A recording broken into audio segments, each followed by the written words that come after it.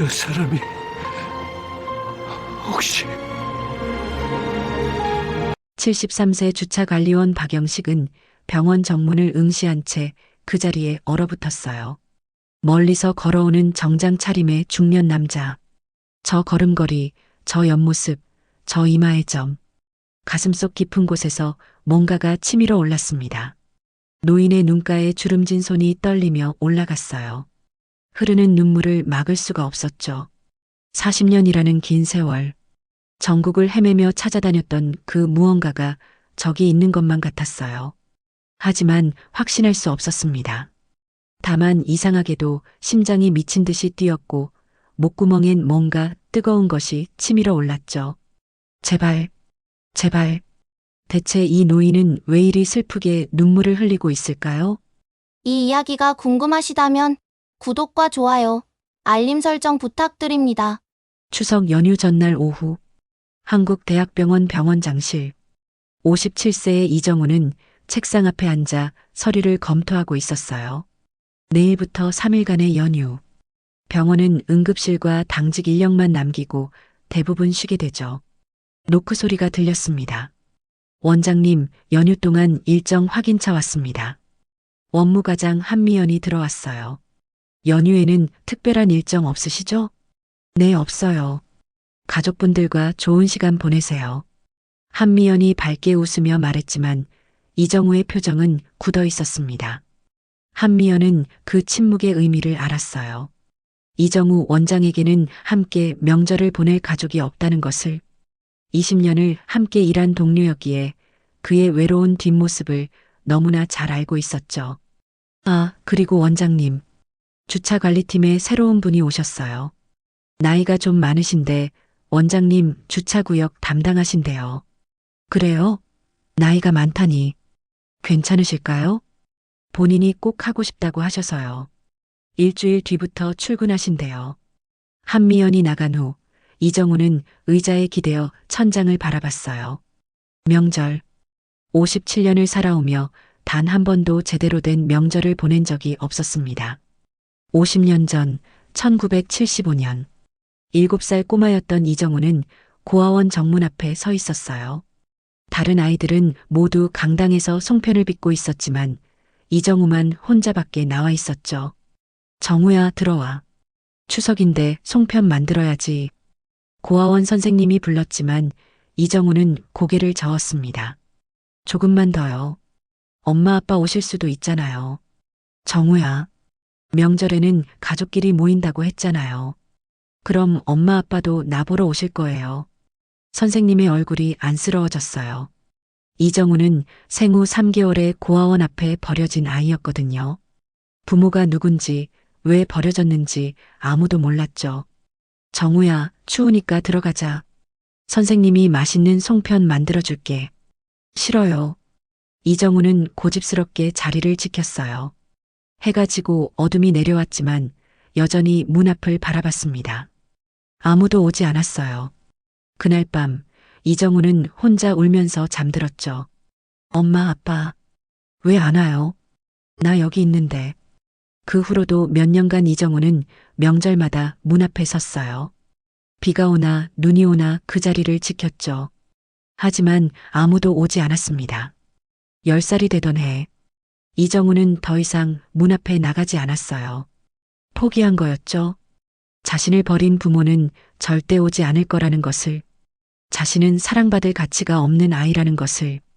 12살 때 한 가정에 입양됐습니다. 이름도 이정우로 바뀌었고 새로운 인생을 시작했어요. 하지만 양부모는 따뜻하지 않았습니다. 그저 의무감으로 키웠을 뿐 진짜 자식처럼 대하지는 않았죠. 정우야, 밥 먹어. 말 좀 해봐. 우리가 키워주는데 그렇게 무뚝뚝하니? 양어머니는 늘 불만이었어요.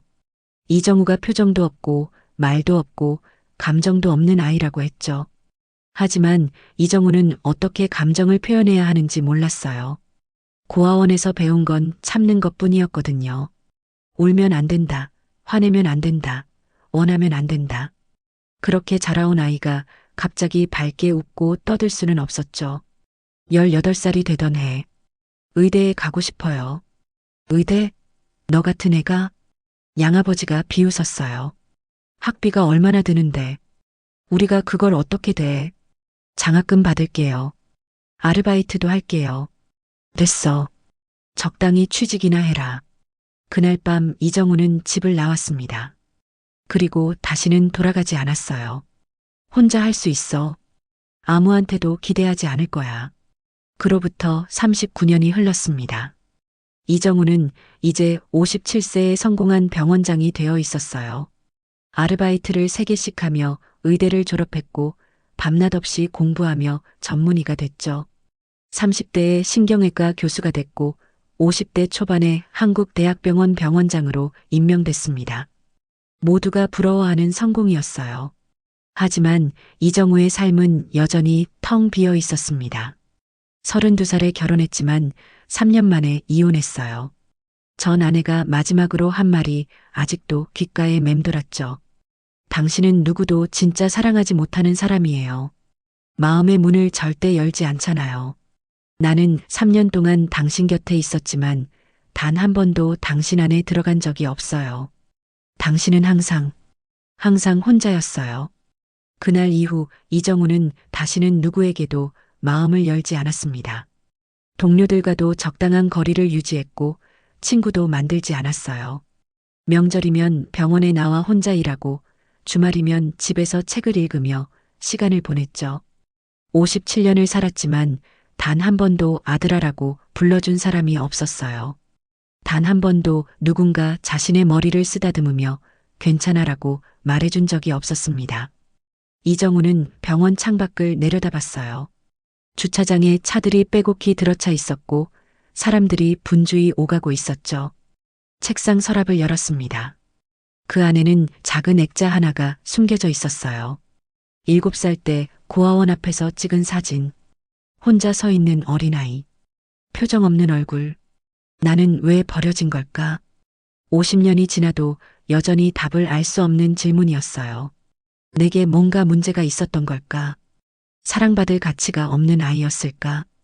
이정우는 사진을 다시 서랍 깊숙이 넣었습니다. 그리고 업무 서류를 펼쳤죠. 이제 와서 생각해봤자 소용없어. 이미 다 지난 일이야. 하지만 가슴 한구석은 여전히 무너져 있었어요.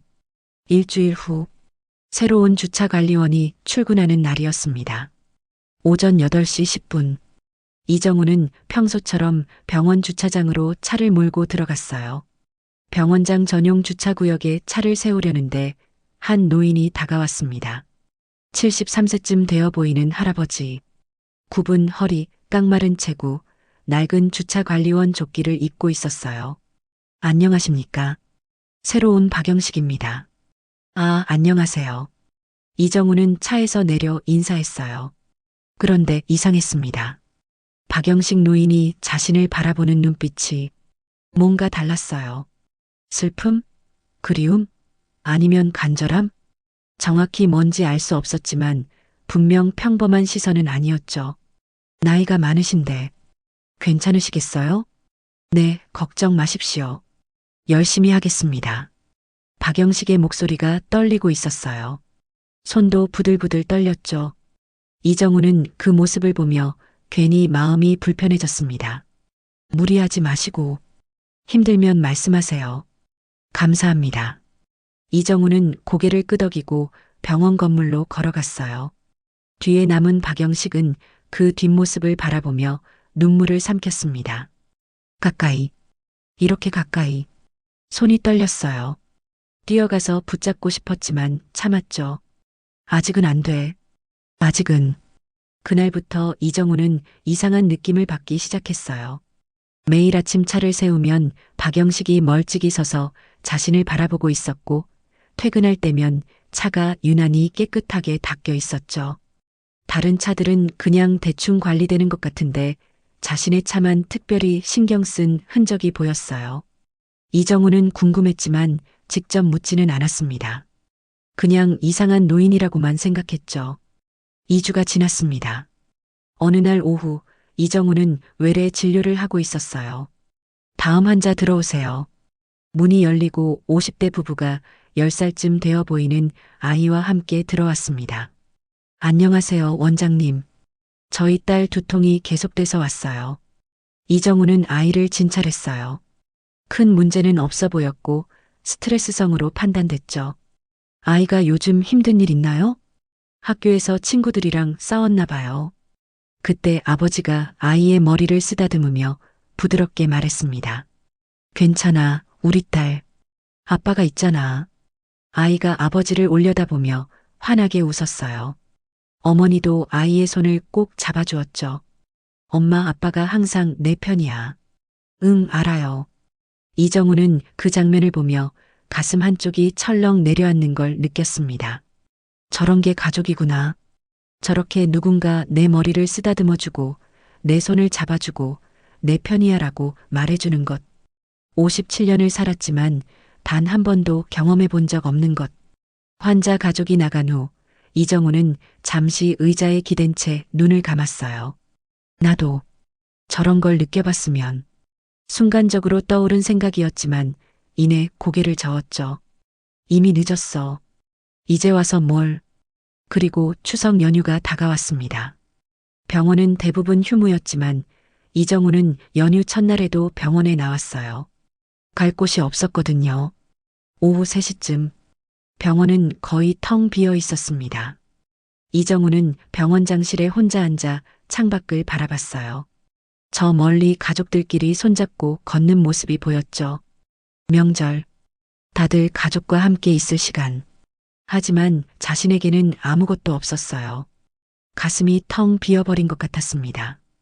그때 노크 소리가 들렸어요. 원장님 계세요?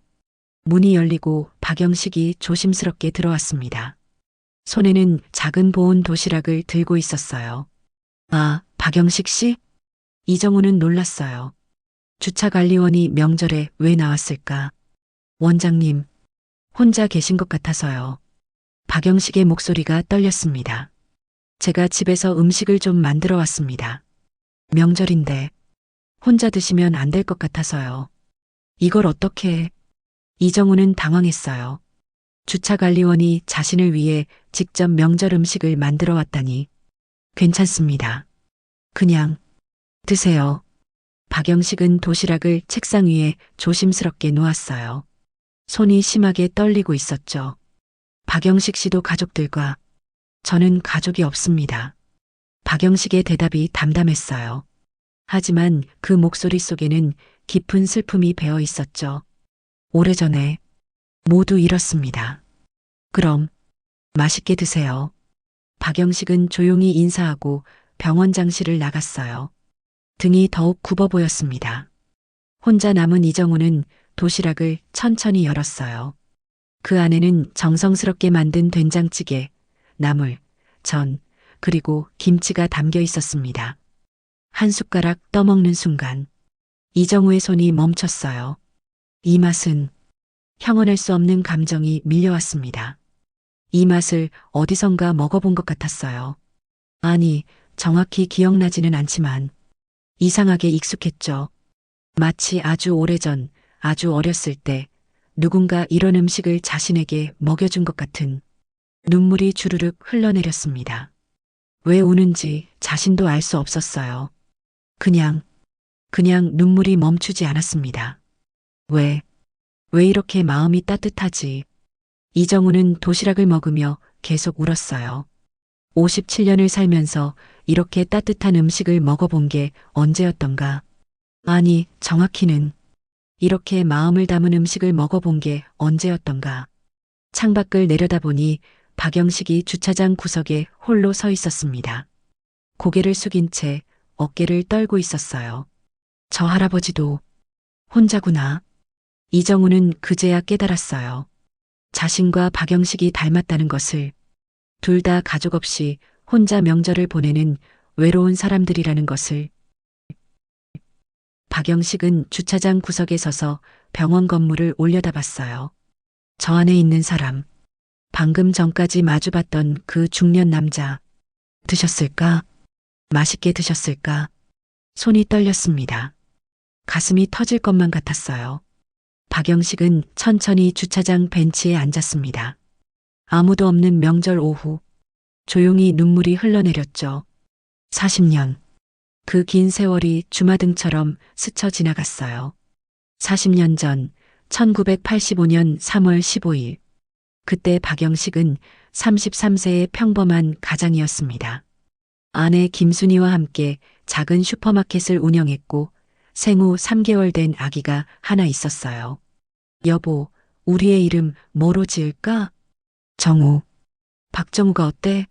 바르고 고든 아이로 자라라고. 좋아. 박정우. 우리 아들. 비록 가난했지만 행복한 나날들이었죠. 박영식은 매일 슈퍼에서 일하고 김순희는 아기를 돌보며 살았어요. 그런데 어느 날 밤, 박영식의 슈퍼마켓에서 불이 났습니다.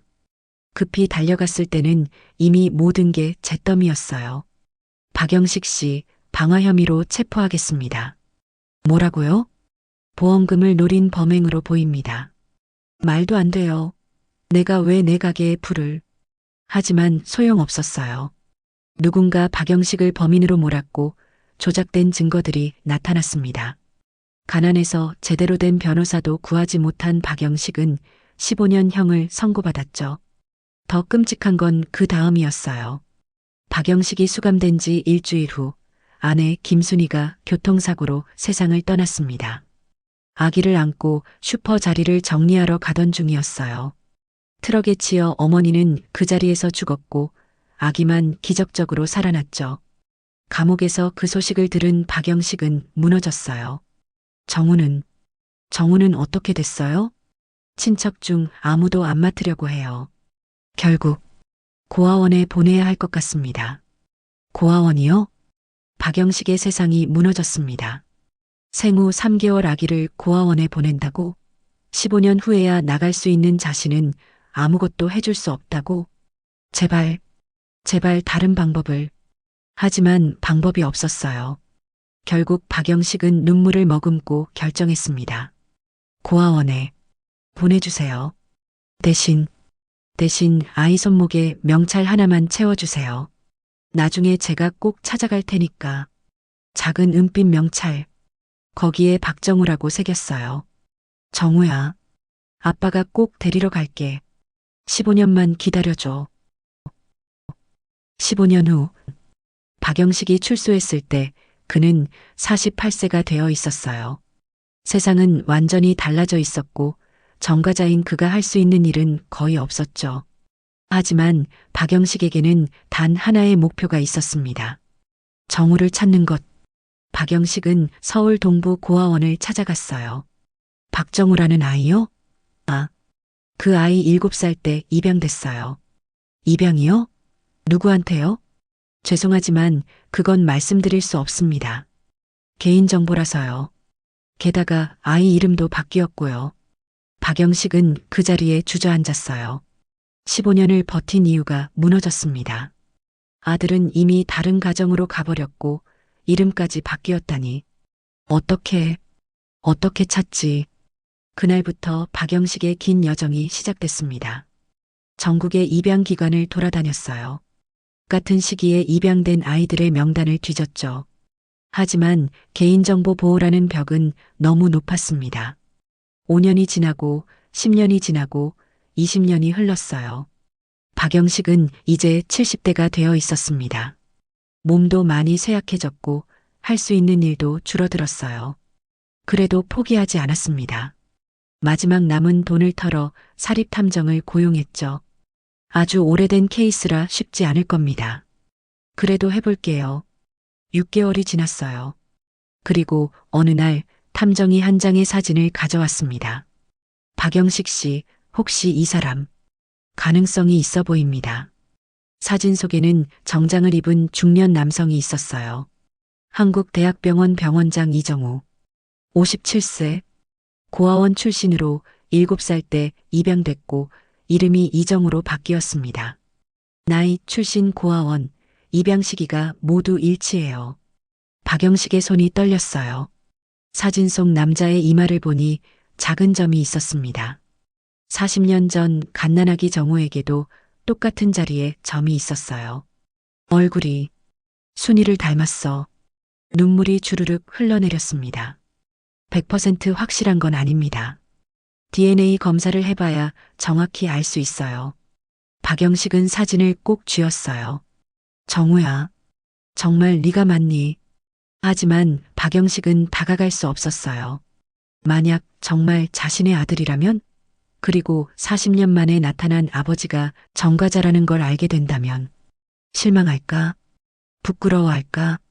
그리고 6개월 전, 박영식은 병원에서 충격적인 진단을 받았습니다.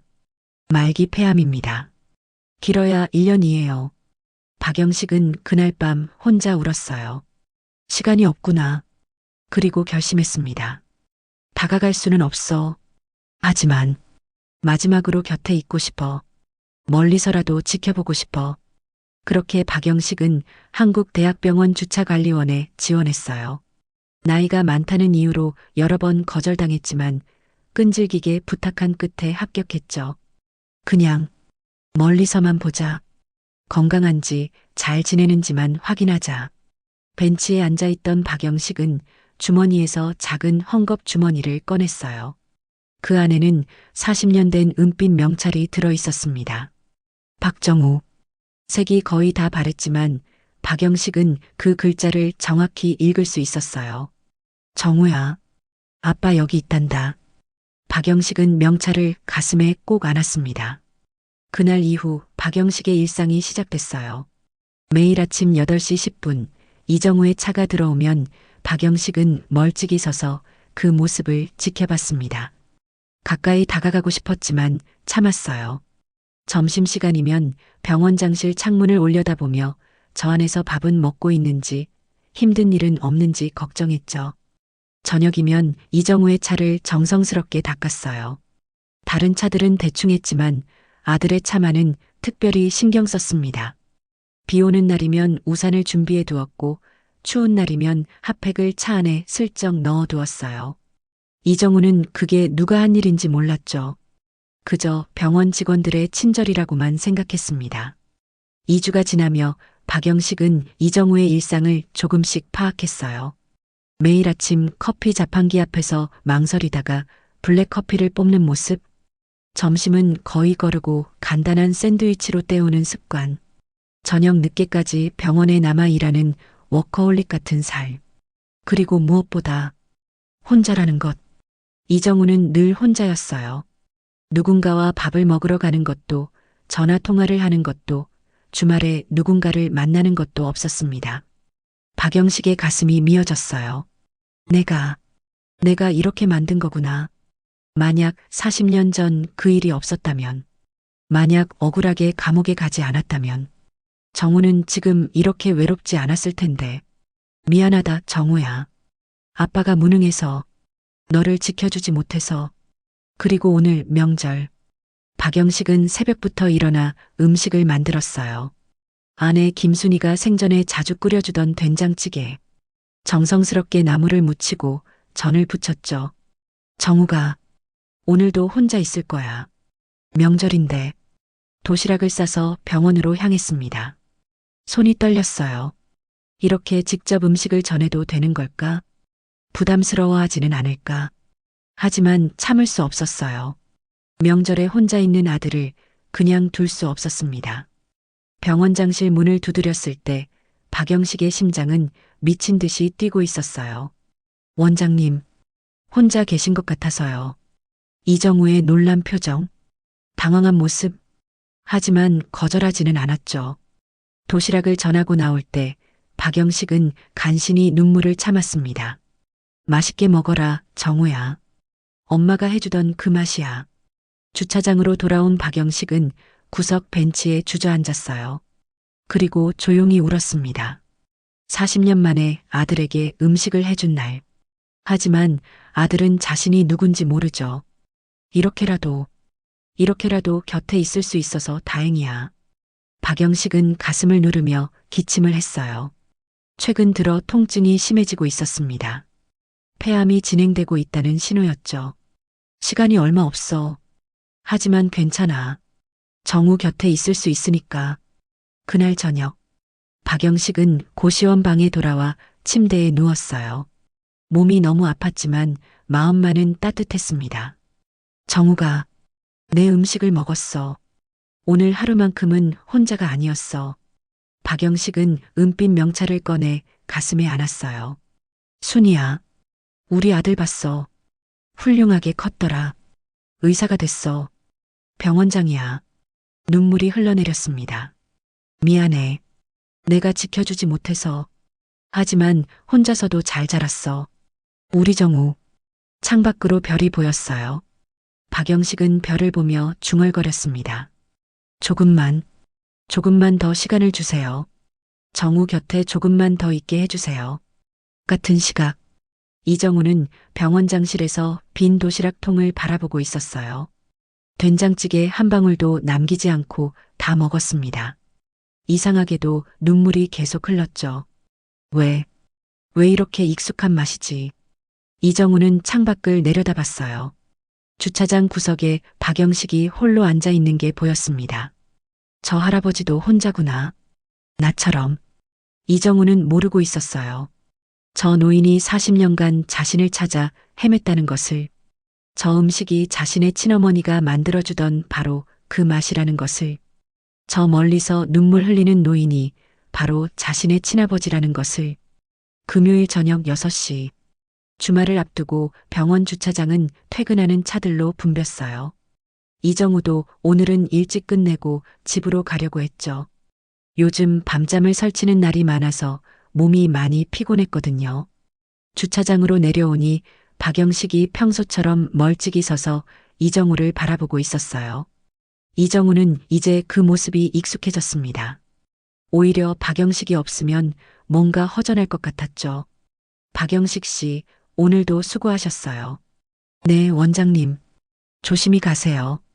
이정우는 차에 시동을 걸었어요. 백미러로 박영식을 보니 노인이 조용히 손을 흔들고 있었죠. 이정우도 모르게 미소가 지어졌습니다. 차를 천천히 주차장 출구 쪽으로 몰았어요. 그런데 바로 그때였습니다. 주차장 입구에서 굉음이 들렸어요. 급브레이크 소리와 함께 검은색 SUV 한 대가 미친 듯이 주차장 안으로 돌진해 들어왔죠. 뭐야? 이정우는 깜짝 놀라 급브레이크를 밟았어요. 하지만 그 차는 멈추지 않고 계속 질주했습니다. 명백한 음주운전이었어요.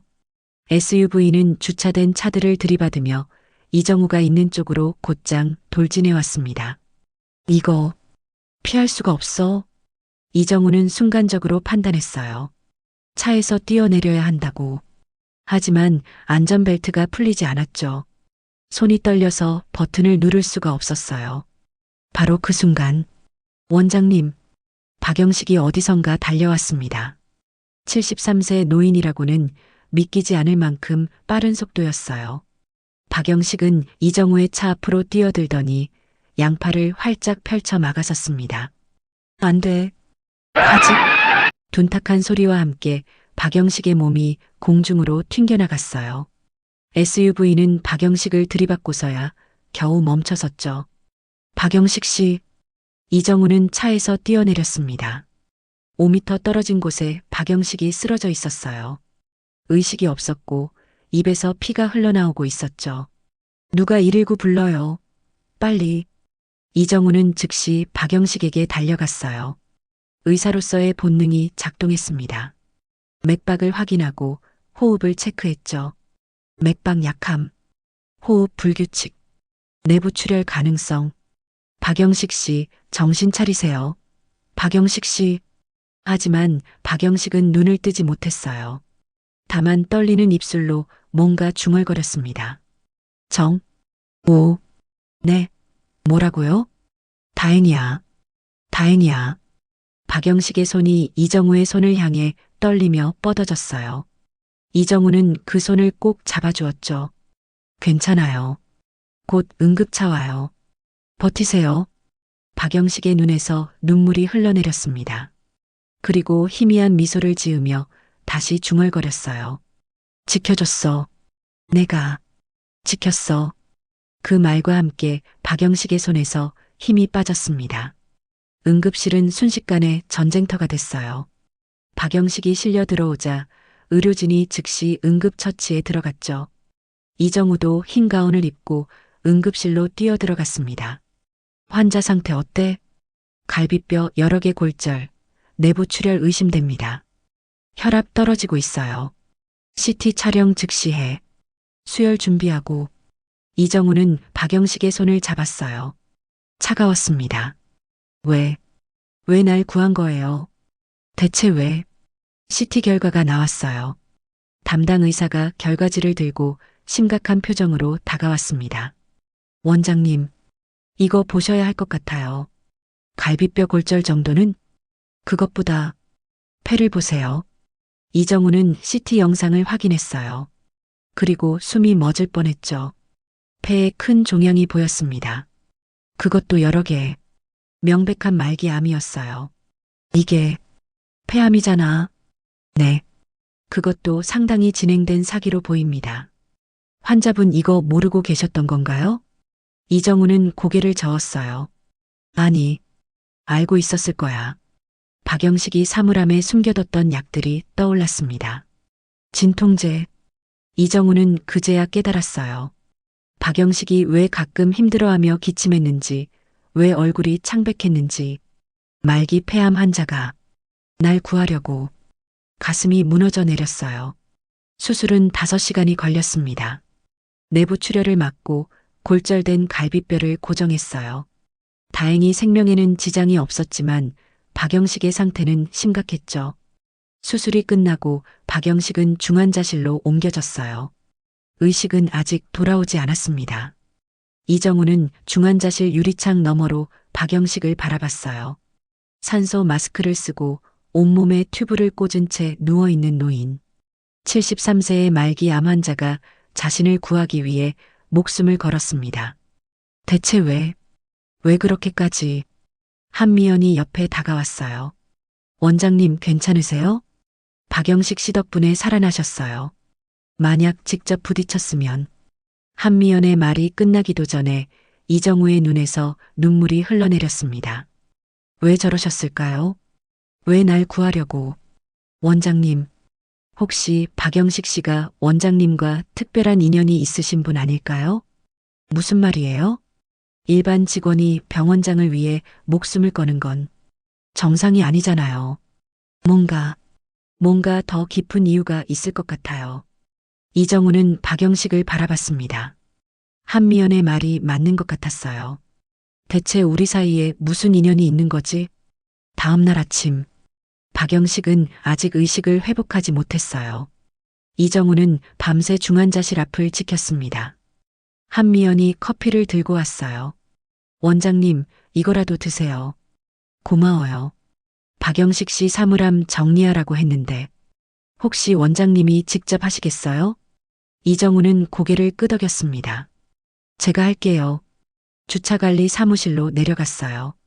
박영식의 사물함은 구석에 있었죠. 자물쇠가 채워져 있었지만 관리팀장이 여분 열쇠를 가지고 있었어요. 철컥. 사물함 문이 열렸습니다. 안에는 낡은 옷 몇 벌과 도시락통, 그리고 작은 상자 하나가 있었어요. 이정우는 상자를 꺼내 열었습니다. 그 순간 이정우의 손이 멈췄어요. 상자 안에는 오래된 사진 한 장이 들어 있었습니다. 30대 초반으로 보이는 남자와 여자가 갓난아기를 안고 웃고 있는 사진이었어요. 이 사람이 박영식 씨? 젊은 시절의 박영식이 분명했어요. 그리고 옆에 있는 여자는 아마 돌아가신 부인이겠죠. 하지만 이정우의 시선을 사로잡은 건 따로 있었습니다.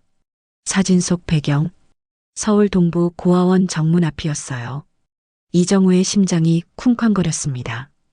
그 고아원은 자신이 7살까지 살았던 바로 그곳이었어요. 왜 박영식 씨가 내가 있던 고아원에서 사진을 찍은 거지? 손이 떨렸어요. 사진을 뒤집어 보니 희미한 글씨가 적혀 있었습니다. 정우야, 아빠가 꼭 데리러 갈게. 1985년 3월 15일. 정우. 아빠, 데리러 갈게. 이정우의 세상이 흔들렸어요. 이게 무슨... 상자 안에는 사진 말고도 다른 것들이 있었어요. 작은 헝겊 주머니를 꺼내 열었습니다. 그 안에서 은빛 명찰 하나가 나왔어요. 박정우. 색이 발에 거의 보이지 않았지만 이정우는 그 글자를 읽을 수 있었습니다. 박정우. 자신의 원래 이름이었어요. 입양되기 전 고아원에 있을 때의 이름. 이게 대체. 이정우는 다리에 힘이 풀려 그 자리에 주저앉았습니다. 사진 속 고아원. 자신의 원래 이름이 적힌 명찰. 정우야, 아빠가 꼭 데리러 갈게라는 메시지. 모든 퍼즐 조각들이 맞춰지기 시작했어요. 설마. 이정우는 상자를 떨리는 손으로 다시 뒤졌습니다. 그리고 낡은 종이 한 장을 발견했어요. 고아원 위탁동의서. 거기에는 분명히 적혀 있었습니다. 아동명 박정우, 남, 생후 3개월. 보호자 박영식 부. 위탁사유 보호자 수감으로 인한 양육 불가. 위탁일자 1985년 3월 20일. 이정우의 손에서 서류가 떨어졌어요. 박영식이 내 아버지라고? 머릿속이 하얘졌습니다. 숨을 쉴 수가 없었어요. 57년 동안 찾아 헤맸던 아버지. 왜 자신을 버렸는지 평생 원망했던 그 사람. 그 사람이 바로 한 달 전부터 자신을 지켜봐 왔던 주차관리원이었습니다. 아버지? 이정우는 그 단어를 입 밖으로 내뱉었어요. 57년 만에 처음 해보는 말. 눈물이 주르륵 흘러내렸습니다. 그래서 그렇게 날 지켜본 거구나. 그래서 목숨까지 걸고 날 구한 거구나. 이정우는 사진을 꼭 쥐고 울었어요. 50년 넘게 혼자였던 시간들. 부모가 없어 외로웠던 순간들. 명절마다 느꼈던 공허함. 그 모든 게 주마등처럼 스쳐 지나갔습니다. 이정우는 사진과 명찰을 들고 중환자실로 뛰어갔어요. 유리창 너머로 박영식이 보였습니다. 여전히 의식이 없었죠. 아버지. 이정우는 유리창에 손을 댔어요. 아버지라고 불러도 되는 거죠? 눈물이 멈추지 않았습니다. 왜 말씀 안 하셨어요? 왜 혼자 그렇게 지켜만 보셨어요? 한미연이 놀라서 달려왔어요. 원장님, 무슨 말씀이세요? 아버지라니요? 이정우는 떨리는 손으로 사진을 보여줬습니다. 박영식 씨가 제 친아버지예요. 뭐라고요? 40년 만에 저를 찾아온 거예요. 한미연도 그 사진을 보고는 할 말을 잃었어요. 그날 오후 박영식이 깨어났습니다. 희미하게 눈을 뜬 박영식은 천장을 바라보다가 옆에 서 있는 이정우를 발견했어요. 님. 목소리가 가늘게 나왔습니다. 박영식 씨. 아니. 이정우는 떨리는 목소리로 물었어요. 아버지. 맞으시죠? 박영식의 눈이 커졌어요. 그리고 눈물이 주르륵 흘러내렸습니다. 어떻게? 알았어. 사물함에서 사진을 봤어요. 명찰도요. 박영식은 고개를 돌렸어요. 이정우를 제대로 볼 수가 없었죠. 부끄러움과 미안함, 그리고 그리움이 뒤섞인 감정이 북받쳐 올랐습니다. 미안해. 정말 미안해. 박영식이 흐느끼기 시작했어요. 40년이나 늦어서. 미안해. 이정우는 박영식의 손을 꼭 잡았습니다. 차가웠지만 분명히 살아있는 온기가 느껴졌어요. 왜 말씀 안 하셨어요? 왜 혼자? 나 같은 아버지라는 걸 알면 실망할까봐, 부끄러워할까봐. 실망이요? 이정우의 목소리가 떨렸어요. 제가 왜 실망해요?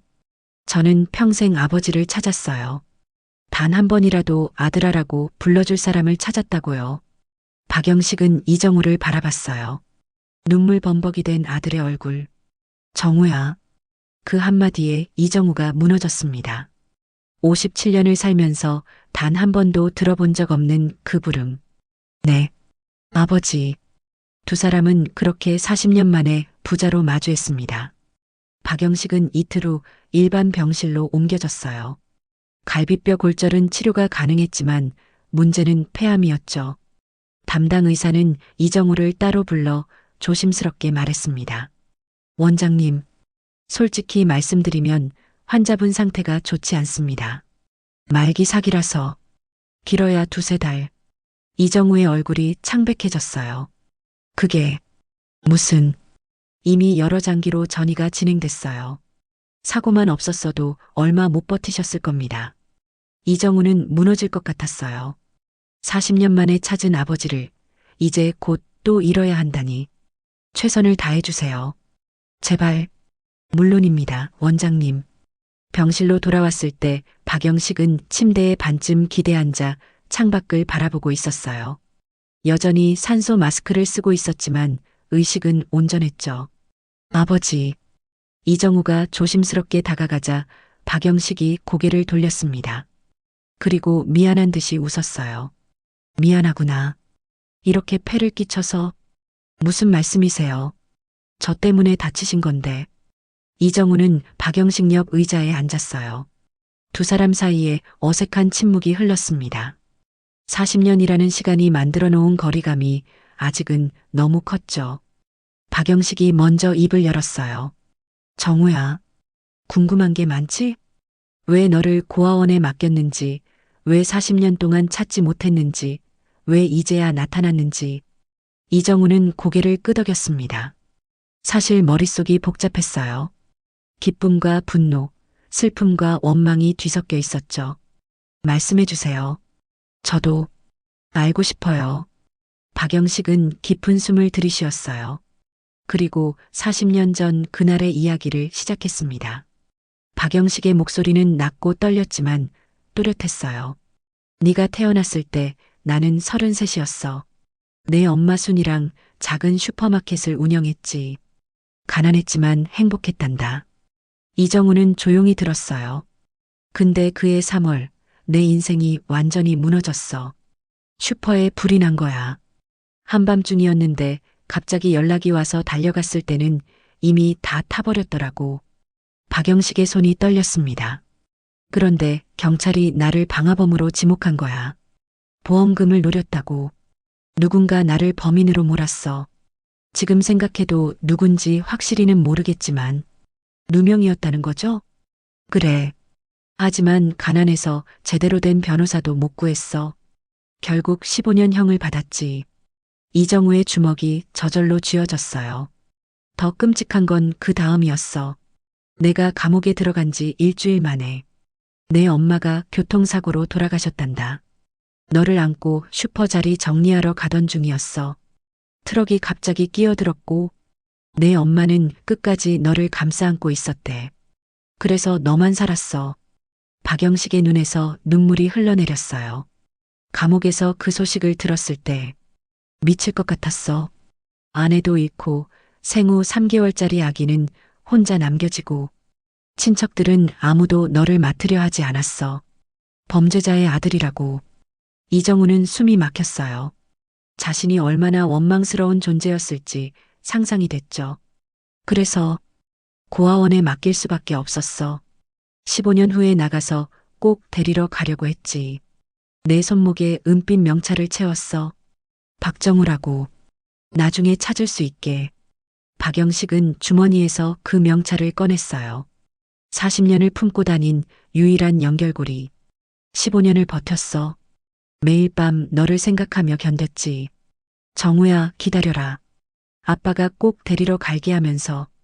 박영식이 잠시 숨을 고르는 동안 이정우는 아무 말도 할 수 없었어요. 목이 메어서 말이 나오지 않았죠. 그런데 출소하고 고아원에 갔더니 박영식의 목소리가 더욱 떨렸습니다. 너는 이미 7살 때 입양됐다고 하더라. 이름도 이정우로 바뀌었고 입양 기록은 개인정보라서 알려줄 수 없다고 했어. 그날부터 미친 듯이 찾아다녔어. 전국의 입양 기관을 돌아다니고 같은 시기에 입양된 아이들 명단을 뒤졌지. 하지만 벽이 너무 높았어. 가난한 전과자인 내게 손 내밀어주는 사람은 아무도 없었단다. 이정우는 눈물을 삼켰어요. 박영식이 얼마나 절망했을지 느껴졌죠. 20년이 지나고 나도 나이가 들었어. 포기하려고도 했지. 하지만 포기할 수가 없더라. 너는 내 유일한 아들이었으니까. 박영식은 이정우를 바라봤어요. 마지막 남은 돈을 털어서 사립탐정을 고용했어. 그리고 6개월 전에 드디어 너를 찾았단다. 사진을 봤어. 신문 기사에서. 그래. 한국대학병원 병원장 이정우. 고아원 출신 의사. 나이랑 시기가 딱 맞았어. 사진 속 내 얼굴을. 순이를 닮았더라. 이마의 점도 똑같았고, 이정우는 자기도 모르게 이마를 만졌어요. 어릴 때부터 있던 작은 점. 하지만 다가갈 수가 없었어. 박영식의 목소리가 떨렸습니다. 40년 만에 나타난 아버지가 전과자라는 걸 알면 실망할까봐, 네가 쌓아온 인생에 방해가 될까봐. 그래서 주차관리원으로 온 거예요? 응. 그냥 마지막으로 내 곁에 있고 싶었어. 멀리서라도 지켜보고 싶었단다. 두 사람 사이에 침묵이 흘렀어요. 이정우는 복잡한 감정에 휩싸였습니다. 40년간 자신을 찾아 헤맨 아버지. 억울한 누명을 쓰고 모든 걸 잃은 사람. 하지만 끝까지 자신을 포기하지 않았던 아버지. 아버지. 이정우가 떨리는 목소리로 물었어요. 왜 진실을 말씀 안 하셨어요? 한 달 동안 제 곁에 계시면서. 미안하다, 정우야. 용기가 없었어. 거절당할까봐. 네가 날 원하지 않을까봐. 박영식이 고개를 숙였습니다. 그냥 멀리서 보기만 해도 행복했어. 네가 건강하고 잘 지내는 걸 보는 것만으로도. 이정우는 더 이상 참을 수 없었어요. 박영식의 손을 꼭 잡았습니다. 절대 거절 안 해요. 저는 평생 아버지를 찾았어요. 박영식이 이정우를 바라봤어요. 두 사람 모두 눈물 범벅이었죠. 고아원에서 매일 문 앞에 섰어요. 비가 오나 눈이 오나 혹시 부모님이 오실까봐 1년을 그렇게 기다렸어요. 정우야, 아무도 오지 않았어요. 그래서 저는 버림받은 아이라고 생각했어요. 사랑받을 가치가 없는 아이라고. 이정우의 목소리가 떨렸습니다. 하지만 아버지는 날 찾고 있었던 거죠. 40년 동안. 그래. 아빠는 항상 너를 찾고 있었어. 단 하루도 잊은 적 없어. 박영식이 이정우의 손을 꼭 잡았어요. 미안해. 정말 미안해. 아빠가 무능해서, 너를 지켜주지 못해서. 아니에요. 이정우는 고개를 저었습니다. 아버지 잘못이 아니에요. 억울하게 누명 쓰신 거잖아요. 이정우는 문득 생각이 들었어요. 아버지, 그때 방화 사건. 진짜 범인이 따로 있었던 거죠? 그랬을 거야. 하지만 누군지는 모르겠어.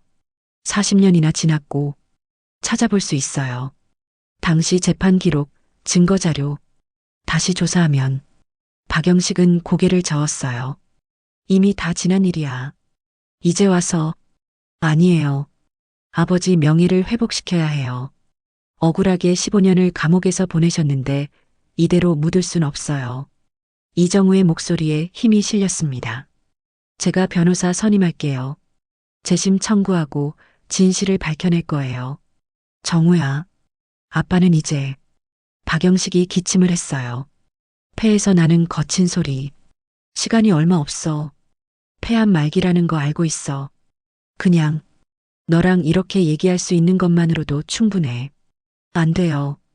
이정우는 단호하게 말했어요. 포기하면 안 돼요. 치료받으면서 진실도 밝혀내야 해요. 아버지가 40년 동안 참아온 억울함을 이제는 풀어드릴게요. 그날 오후 이정우는 병원 법무팀을 불렀어요. 40년 전 방화 사건 재심 청구 가능한지 알아봐 주세요. 당시 재판 기록이랑 증거 자료 다 찾아주시고. 원장님, 40년 전 사건이면 기록 찾기가 쉽지 않을 텐데요. 제가 직접 돈 쓸게요. 사립탐정도 고용하고 전문 변호사도 선임하세요. 비용은 문제 없어요. 법무팀장이 놀란 표정을 지었어요. 알겠습니다. 최선을 다하겠습니다. 이정우는 또한 담당 의사를 따로 불렀습니다. 제 아버지, 박영식 씨 최선을 다해서 치료해 주세요. 신약 임상시험이든 뭐든 할 수 있는 건 다 해보고 싶어요. 원장님, 솔직히 말씀드리면 말기 사기라서 완치는 어렵습니다. 하지만 통증 조절하고 삶의 질을 높이는 데는 집중할 수 있어요. 얼마나? 시간이 남았나요? 담당 의사는 조심스럽게 대답했어요. 길어야 3달 정도. 3달. 이정우는 눈을 감았어요. 40년 만에 찾은 아버지와 함께할 수 있는 시간이 고작 3달이라니. 다음 날 이정우는 한 가지 결정을 내렸어요. 아버지, DNA 검사해야 할 것 같아요. DNA 검사? 박영식이 고개를 갸웃했습니다. 왜? 아빠는 네가 내 아들인 거 확실히 알아. 저도 알아요. 하지만 법적으로 확실히 해둬야 해요. 나중에 아버지 명예 회복시킬 때도 필요하고 유산 문제도 있고. 유산이라니.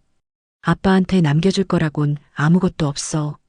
그게 아니라 제 유산이요. 이정우는 박영식의 손을 잡았어요. 아버지를 제 법적 보호자로 등록하고 싶어요. 57년 만에 가족이 생겼는데 제대로 된 가족관계를 만들고 싶거든요. 박영식의 눈에 눈물이 고였습니다. 정우야. 그리고 아버지 성함으로 된 통장도 만들어 드릴게요. 앞으로 제가 버는 돈은 다 아버지 거예요. 그럴 필요 없어. 아빠는 그냥 필요해요. 이정우의 목소리가 단호했어요. 40년 동안 아버지가 저한테 못해주신 것들, 이제부터라도 제가 해드리고 싶어요. DNA 검사는 간단했어요. 구강 상피세포를 채취해서 검사실로 보냈죠. 결과는 일주일 후에 나온다고 했습니다. 하지만 이정우는 이미 알고 있었어요. 박영식이 자신의 친아버지라는 것을. 모든 것이 맞아떨어졌거든요. 그날 밤 이정우는 박영식의 병실에서 함께 밤을 보냈어요. 의자를 침대 옆에 바짝 당겨 앉아서 40년간 나누지 못했던 이야기들을 주고받았죠. 아버지, 엄마는 어떤 분이셨어요? 순이는 세상에서 가장 따뜻한 사람이었어. 너한테 매일 된장찌개 끓여주고 싶다고 했어. 크면서 맛있는 거 많이 먹여주고 싶다고. 이정우는 명절에 먹었던 그 된장찌개를 떠올렸어요. 그 맛, 제가 기억하는 것 같아요. 그럴 리 없어. 넌 생후 3개월이었는데. 아니에요. 분명히 어디선가 먹어본 것 같은 맛이었어요. 먹으면서 눈물이 났어요. 박영식도 눈시울이 붉어졌어요. 순이가 하늘에서 지켜봤나 보구나. 그렇게 며칠이 흘렀어요. 법무팀에서 연락이 왔습니다. 40년 전 사건 기록을 찾았다고 했죠. 원장님, 당시 재판 기록 확보했습니다. 그리고 흥미로운 사실을 발견했어요. 뭔데요? 당시 유일한 목격자였던 사람이 5년 전에 사망했는데 죽기 전에 유서를 남겼다고 해요. 그 유서에 자신이 거짓 증언했다는 내용이 있대요. 이정우의 심장이 뛰었어요. 정말요? 네. 누군가한테 돈을 받고 거짓 증언했다고. 진짜 범인은 따로 있었다는 거죠. 진짜 범인이 누군데요? 그건 아직 확인 중입니다. 하지만 이 유서만으로도 재심 청구 충분히 가능해요. 이정우는 박영식에게 달려갔어요. 아버지, 증거 찾았어요. 아버지가 무죄라는 증거. 박영식은 믿을 수 없다는 표정을 지었습니다. 정말, 정말이니? 네, 목격자가 거짓 증언했대요. 재심 청구하면 무죄 선고받을 수 있어요. 박영식은 그 자리에서 울음을 터뜨렸어요. 40년 동안 짊어지고 살았던 누명. 그 무게에서 벗어날 수 있다니. 정우야, 고맙다. 정말 고맙구나. 이정우는 박영식을 껴안았습니다. 57년 만에 처음 안아보는 아버지의 품. 야위였지만 따뜻했어요. 하지만 기쁨은 오래가지 않았습니다. 사흘 후 박영식이 갑자기 쓰러진 거예요. 폐렴이 합병됐고 호흡이 급격히 나빠졌죠. 원장님, 환자분 상태가 좋지 않습니다. 중환자실로 옮겨야 할 것 같아요. 이정우는 아버지 곁을 지켰어요. 산소 마스크를 다시 쓰게 된 박영식은 힘겹게 숨을 쉬고 있었죠. 아버지, 버티세요. 재심 청구하면 무죄 선고받을 거예요. 그때까지 꼭 버티셔야 해요. 박영식은 이정우의 손을 꼭 쥐었어요. 괜찮아. 아빠는 이미 충분해. 안 돼요. 포기하면 안 돼요. 정우야, 너를 만났잖아. 이미 충분히. 행복해. 박영식의 목소리가 점점 약해졌습니다. 시간이 얼마 남지 않았어요. 40년을 기다린 재회. 하지만 이별은 너무 빨리 다가오고 있었습니다. 중환자실 모니터에서 경고음이 계속 울렸어요. 이정우는 유리창 너머로 아버지를 바라봤습니다. 의료진이 분주하게 응급처치를 하고 있었죠. 박영식의 얼굴은 창백했고 호흡기의 의지에 겨우 숨을 쉬고 있었어요. 원장님, 들어가시면 안 됩니다. 간호사가 이정우를 막아섰지만 이정우는 그냥 서서 아버지를 바라볼 수밖에 없었어요. 제발, 제발 버티세요. 1시간이 지났을까요? 경고음이 멈췄습니다. 담당 의사가 중환자실에서 나왔어요. 원장님, 일단 안정됐습니다. 하지만 의사는 말을 잇지 못했어요. 하지만요, 폐 기능이 급격히 떨어지고 있어요. 지금 상태로는 일주일도 버티기 힘들 것 같습니다. 일주일. 이정우는 벽에 기댔어요. 다리에 힘이 풀렸습니다. 아직 할 말이 너무 많은데. 다음 날 아침 박영식의 상태가 조금 나아졌어요. 의식이 돌아왔고 산소 마스크도 일반 산소 캐뉼라로 바꿀 수 있었죠. 이정우는 아버지의 병실로 달려갔습니다. 아버지, 정우야. 박영식의 목소리는 가늘었지만 눈빛만은 또렷했어요. 미안하구나. 자꾸 걱정 끼쳐서. 무슨 말씀이세요? 제가 해드릴 게 너무 많은데 이렇게 누워 계시면. 이정우는 말을 잇지 못했어요. 눈물이 나올 것 같았거든요. 그때 노크 소리가 들렸습니다. 원무과장 한미연이 봉투 하나를 들고 들어왔어요. 원장님, DNA 검사 결과 나왔습니다. 이정우는 봉투를 받아들었어요. 손이 떨렸습니다. 이미 알고 있는 사실이었지만 막상 결과지를 보려니 심장이 두근거렸죠. 천천히 봉투를 뜯었어요. 친자 확률 99.9999%. 이정우는 결과지를 박영식에게 보여줬습니다. 아버지, 이제 법적으로도 증명됐어요. 아버지가 제 친아버지라는 거. 박영식의 눈에서 눈물이 흘러내렸어요. 정우야, 이제 아무도 우리 사이를 의심할 수 없어요. 40년 만에 정식으로 부자가 됐어요. 이정우는 아버지의 손을 꼭 잡았습니다. 한미연도 눈시울을 붉히며 축하했어요. 정말 다행이에요, 원장님. 며칠 후 박영식은 일반 병실로 다시 옮길 수 있었어요. 상태가 조금 나아진 거였죠. 의사들도 놀라워했습니다. 말기암 환자가 이렇게 회복하는 건 흔한 일이 아니었거든요. 아마 가족을 만나서 심리적으로 안정된 것 같아요. 정신력이 육체에 영향을 미치는 경우가 있거든요. 이정우는 그 말을 듣고 더욱 아버지 곁을 지켰어요. 그럼 제가 더 자주 와야겠네요. 아버지가 외롭지 않게. 이정우는 병원장 업무를 최소화했어요. 꼭 필요한 회의와 수술만 하고 나머지 시간은 모두 아버지와 함께 보냈죠. 아버지, 뭐 먹고 싶으세요? 아니야, 괜찮아. 병원 음식만 드시면 안 돼요. 제가 사다 드릴게요. 정우야, 네가 일해야지. 날 위해서 시간 낭비하지 마. 시간 낭비가 아니에요. 이정우는 단호하게 말했어요. 40년을 못 봤는데 이제라도 함께 있고 싶어요. 제발 그렇게 하게 해주세요. 박영식은 아들의 간절한 눈빛을 보고 고개를 끄덕였습니다. 그날 저녁 이정우는 외부에서 음식을 사왔어요. 죽나물, 된장찌개. 박영식이 좋아할 만한 것들로 골랐죠. 자, 아버지. 제가 떠드릴게요. 이정우가 숟가락으로 죽을 떠서 아버지 입에 가져갔어요. 박영식은 처음에는 어색해하다가 천천히 입을 열었습니다. 맛있어요? 응, 맛있어. 박영식의 눈에서 눈물이 또 흘렀어요. 왜 우세요? 아니야. 그냥 아빠가 너한테 밥을 먹여줬어야 하는데 거꾸로 네가 아빠한테. 괜찮아요. 이정우는 미소 지었어요. 저도 처음이에요. 누군가한테 밥 떠먹여주는 거. 이렇게 하니까 가족 같은 느낌이 드네요. 두 사람은 그렇게 조용히 저녁을 나눴습니다. 밤이 되자 이정우는 병실에 간이 침대를 가져왔어요. 제가 여기서 잘게요. 안 돼. 너 집에 가서 제대로 쉬어야지. 괜찮아요. 아버지 곁에 있고 싶어요. 이정우는 간이 침대에 누웠습니다. 박영식도 침대에 누워 천장을 바라봤어요. 어둠 속에서 박영식이 조용히 말했습니다. 정우야. 네, 아버지. 아빠가 해주고 싶었던 게 너무 많았는데 아무것도 못 해줬구나. 네가 학교 다닐 때 운동회 가보고 싶었어.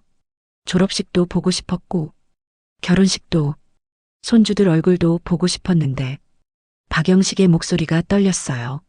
40년이 너무 아까워. 함께 했어야 할 시간들인데 다 놓쳐버렸어. 이정우는 일어나 아버지의 침대 옆으로 갔어요. 그리고 아버지의 손을 잡았습니다. 지금부터라도 함께해요. 못했던 것들 하나씩 해보자고요. 정우야, 아빠는 시간이 얼마 없어. 그래도 해봐요. 함께 밥 먹고 산책하고 얘기 나누고 그것만으로도 충분해요. 박영식은 아들의 손을 꼭 쥐었어요. 고맙다, 정우야. 정말 고맙구나. 일주일이 흘렀습니다. 박영식의 상태는 안정적이었어요. 기적처럼 악화되지 않고 버티고 있었죠. 의사들도 신기해했습니다. 환자분, 의지가 대단하세요. 이정우는 그 시간을 최대한 활용했어요. 아버지와 함께 할 수 있는 모든 것들을 했죠.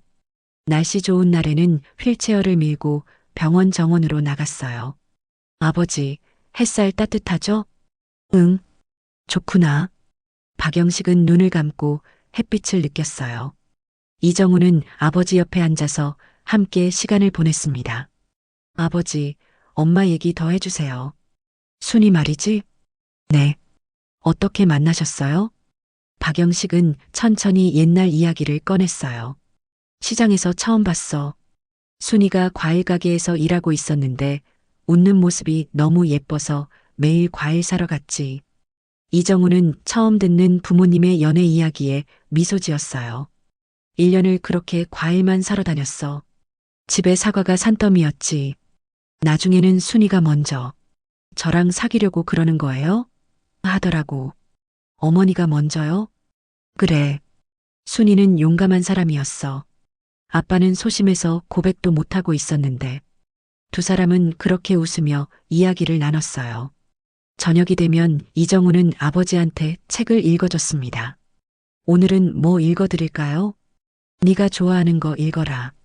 이정우는 어릴 때 좋아했던 동화책을 가져왔어요. 고아원에서 유일하게 좋아했던 책이었죠. 어린 왕자요. 제가 어릴 때 이 책 읽으면서 위로받았어요. 그래, 읽어줘.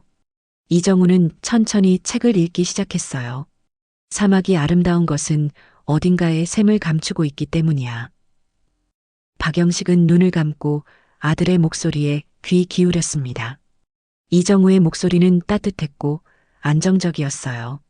책을 다 읽었을 때 박영식이 조용히 말했어요. 정우야. 네. 넌 아빠의 샘이야. 40년간 사막 같았던 아빠 인생에 네가 샘이 되어줬어. 이정우는 눈물을 참았어요. 이틀 후 법무팀에서 좋은 소식이 왔어요. 원장님, 재심 청구 받아들여졌습니다. 다음 달에 재판 열려요. 정말요? 네. 거짓 증언 유서가 결정적 증거가 됐어요. 무죄 판결 받을 가능성이 높습니다. 이정우는 즉시 병실로 뛰어갔어요. 아버지, 재심 청구 받아들여졌대요. 다음 달에 재판이에요. 박영식은 믿을 수 없다는 표정을 지었습니다.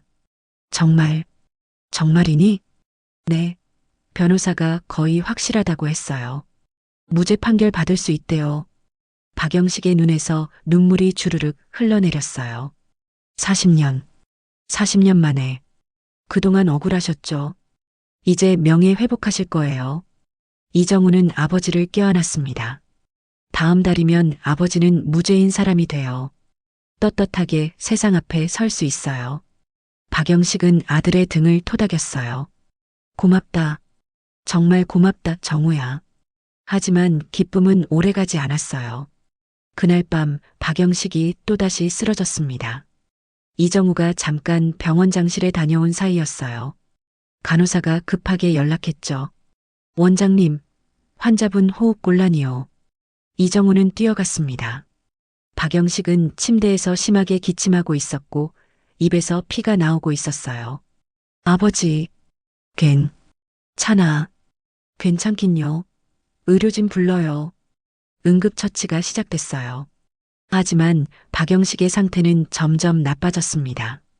폐에서 출혈이 생긴 거였어요. 원장님, 중환자실로 옮겨야 합니다. 알았어요. 빨리요. 박영식은 다시 중환자실로 옮겨졌어요. 이정우는 유리창 밖에서 속수무책으로 지켜볼 수밖에 없었죠. 아니야. 아니야. 아직 안 돼. 사흘 동안 박영식은 혼수 상태였어요. 이정우는 중환자실 밖을 떠나지 않았습니다. 의자에 앉아서 밤낮으로 아버지를 지켰죠. 한미연이 커피를 가져왔어요. 원장님, 좀 쉬세요. 이러다 원장님까지 쓰러지시겠어요. 괜찮아요. 아버지 곁에 있어야 해요. 원장님, 40년을 못 봤는데 이제 겨우 보름밖에 안 됐어요. 더 함께 있고 싶어요. 할 얘기도 너무 많고. 이정우의 목소리가 떨렸어요. 재판도 아직 안 했는데 아버지 무죄 판결 받으시는 거 보셔야 하는데. 한미연은 이정우의 어깨를 토닥였습니다. 버티실 거예요. 원장님을 만나서 이렇게 행복해 하셨는데 쉽게 가시진 않을 거예요. 사흘째 되는 밤, 이정우는 유리창에 이마를 대고 아버지를 바라봤어요. 제발, 제발 눈 떠주세요. 그때였습니다. 박영식의 손가락이 미세하게 움직였어요. 아버지, 이정우는 간호사를 불렀어요. 의료진이 확인하더니 놀란 표정을 지었죠. 의식이 돌아오고 있어요. 박영식은 천천히 눈을 떴습니다. 희미하게 초점이 맞춰지더니 이정우를 발견했어요. 우야. 네, 저 여기 있어요. 이정우는 중환자실 안으로 들어가 아버지의 손을 꼭 잡았습니다. 걱정했어요. 정말 많이. 미안해. 또, 걱정 끼쳐서. 박영식의 목소리는 가늘었지만 눈빛은 따뜻했어요. 괜찮아요. 깨어나셔서 다행이에요. 박영식은 이정우의 손을 떨리는 힘으로 쥐었어요. 정우야, 아빠, 말해둘 게 있어. 무슨 말씀이세요? 만약에 아빠가 재판 전에 그런 말씀하지 마세요. 이정우는 고개를 저었어요. 아버지는 꼭 재판에 가셔야 해요. 무죄 판결 받는 거 보셔야 한다고요. 정우야, 아빠는 이미 충분해. 박영식이 미소 지었어요. 너를 만났잖아. 네가 날 용서해줬고 이것만으로도 너무 행복해. 아버지, 아빠가 못해준 거 너무 많지만 마지막에라도 너랑 함께 할 수 있어서 감사해. 박영식의 눈에서 눈물이 흘러내렸습니다. 정우야, 사랑한다. 정말 사랑해. 저도 사랑해요, 아버지. 이정우는 아버지를 껴안았어요. 두 사람 모두 울고 있었죠. 40년을 기다린 재회. 하지만 이별은 너무 가까이 와 있었습니다. 재판날 아침, 이정우는 새벽부터 아버지의 병실에 있었어요. 오늘은 재심 재판이 열리는 날이었죠. 40년 동안 박영식을 짓눌렀던 누명을 벗을 수 있는 마지막 기회. 하지만 박영식의 상태는 좋지 않았어요. 어젯밤부터 열이 오르기 시작했고 호흡도 가빠졌죠. 원장님, 환자분을 법정에 모시고 가는 건 위험합니다. 담당 의사가 심각한 표어로 말했어요. 이동하는 것만으로도 큰 부담이 될 거예요.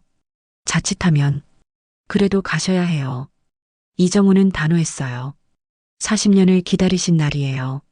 아버지가 무죄라는 걸 직접 들으셔야 해요. 침대에 누워있던 박영식이 가늘게 말했습니다. 정우야, 아빠는 괜찮아. 녹화 영상으로 봐도 돼. 안 돼요. 이정우는 아버지의 손을 잡았어요. 영상이 아니라 직접 그 자리에 계셔야 해요. 판사가 무죄라고 선고하는 걸 직접 들으셔야 한다고요. 박영식의 눈에 눈물이 고였습니다. 정우야, 제가 모시고 갈게요. 구급차 준비하고 의료진도 대기시킬게요. 괜찮을 거예요. 오전 10시 구급차가 병원을 출발했어요. 박영식은 들것에 실려 있었고 이정우가 옆에서 손을 잡고 있었죠. 구급대원 2명도 동행했습니다. 법원까지는 30분 거리였어요. 구급차 안에서 박영식이 조용히 말했습니다. 정우야, 고맙다. 고마워하실 거 없어요. 당연한 거예요. 아니야. 넌 정말 착한 아들이야. 박영식은 숨을 헐떡이며 말을 이었어요. 아빠가 제대로 키웠더라면 더 좋은 아버지가 됐을 텐데. 아버지는 이미 최고예요. 이정우는 아버지의 손을 꼭 쥐었어요. 저한테 목숨까지 거신 분이잖아요. 40년 동안 저를 찾아 헤매신 분이고요. 이보다 더 좋은 아버지가 어디 있겠어요. 박영식은 아들을 바라보며 미소 지었어요. 고통스러워 보였지만 눈빛만은 행복해 보였죠. 법정에 도착했을 때 이미 많은 사람들이 방청석에 앉아 있었어요. 박영식의 변호사, 법무팀, 그리고 한미연도 와 있었죠. 이정우는 아버지를 휠체어에 태워 법정 안으로 모셨습니다. 사람들이 박영식을 보며 수군거렸어요. 73세의 노인이 산소 캐뉼라를 끼고 휠체어에 앉아 있는 모습이 안쓰러워 보였죠. 저분이 40년 전 사건이 저렇게 아프신데 법정까지 오시다니. 판사가 입장했어요. 모두 일어섰고 재판이 시작됐습니다. 재심 사건 2025고 제147호 피고인 박영식에 대한 방화사건 재심 재판을 시작하겠습니다. 이정우는 아버지 옆에 앉아 손을 잡았어요. 박영식의 손은 차갑고 떨리고 있었죠. 변호사가 일어나 말했습니다. 재판장님, 먼저 새로운 증거를 제출하겠습니다. 변호사는 서류 뭉치를 제출했어요.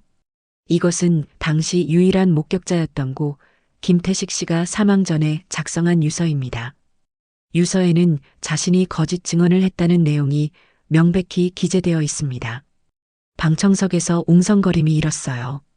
변호사가 유서를 낭독하기 시작했습니다. 나는 1985년 박영식 씨의 방화사건에서 거짓 증언을 했다. 당시 나는 건물주 최민호로부터 500만 원을 받고 박영식이 불을 질렀다고 거짓 진술했다.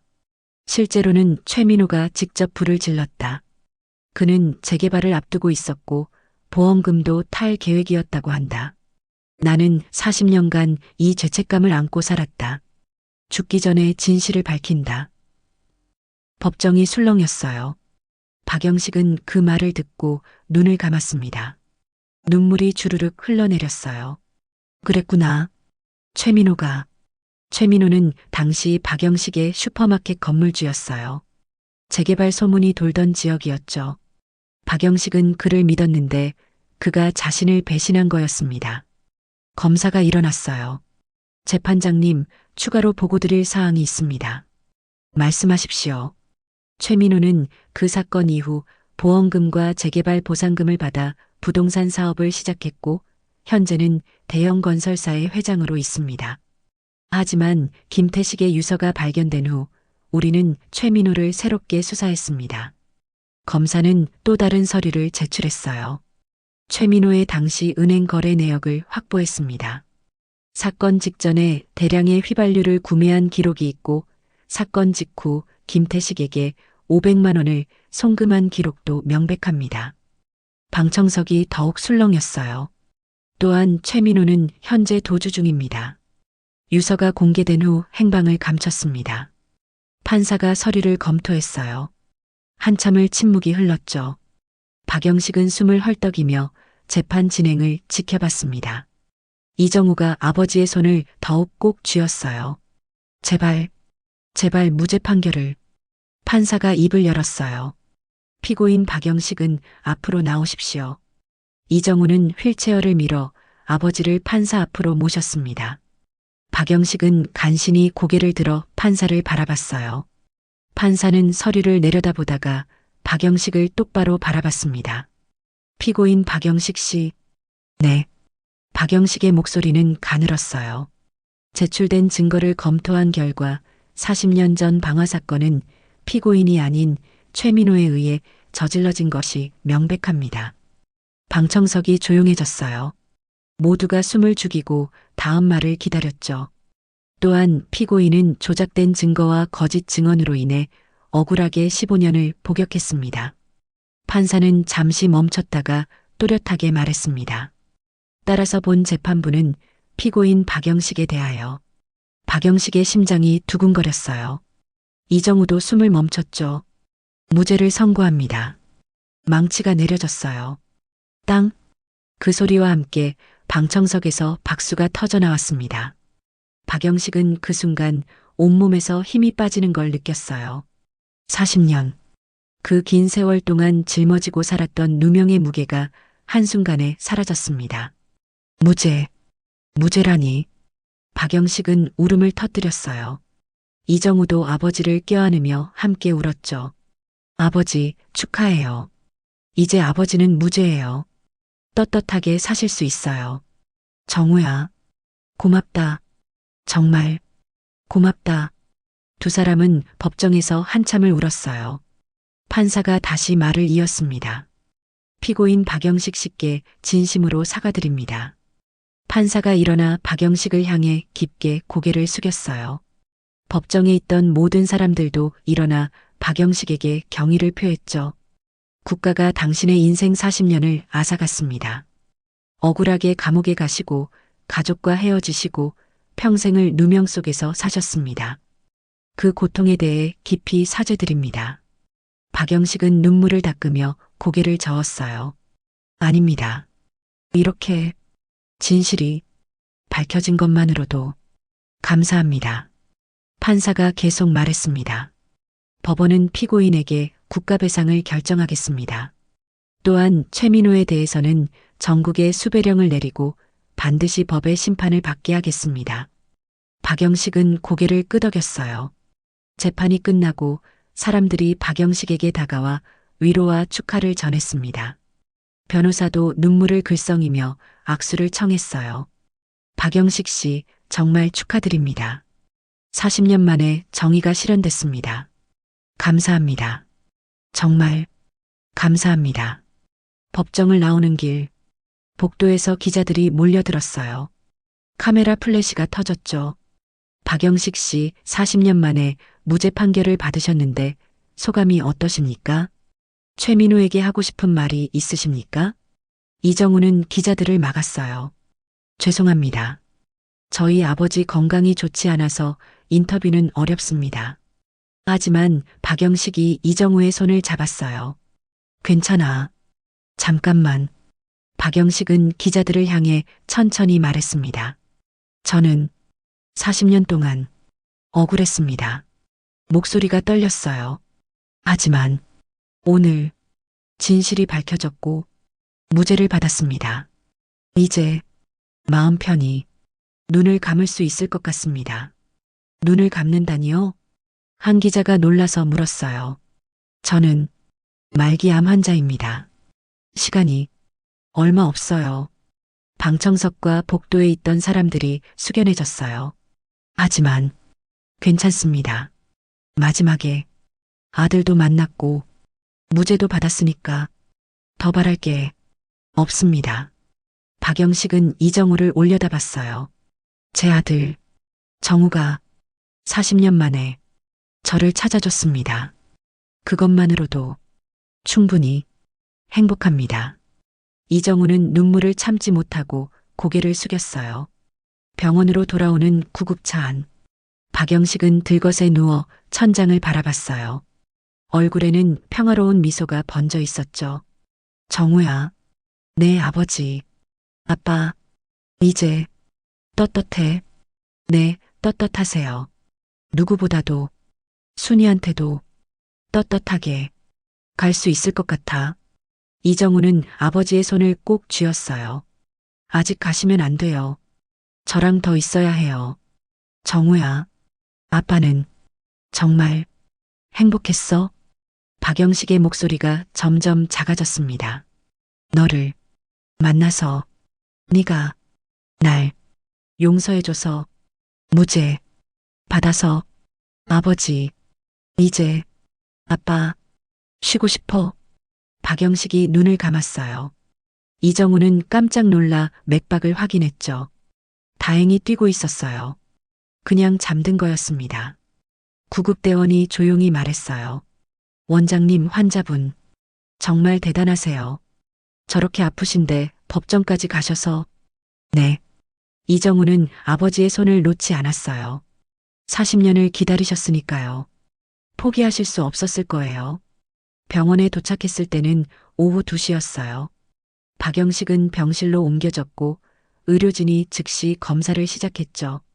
다행히 큰 문제는 없었어요. 그저 탈진한 것뿐이었습니다.